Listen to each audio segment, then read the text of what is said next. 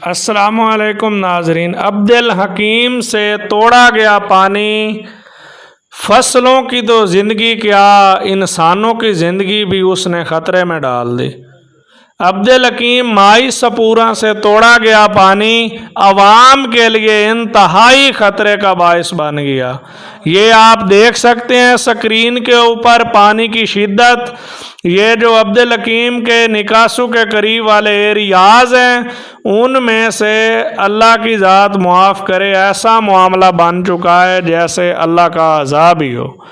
ہے تو اللہ کا عذاب، اللہ معاف کرے، لیکن اس کے ساتھ ساتھ انسانوں کی زندگیوں کے ساتھ ساتھ انسانوں کا دانہ پانی، انسانوں کی فصلیں، انسانوں کے جانور، سب چیزیں خاک میں مل گئیں۔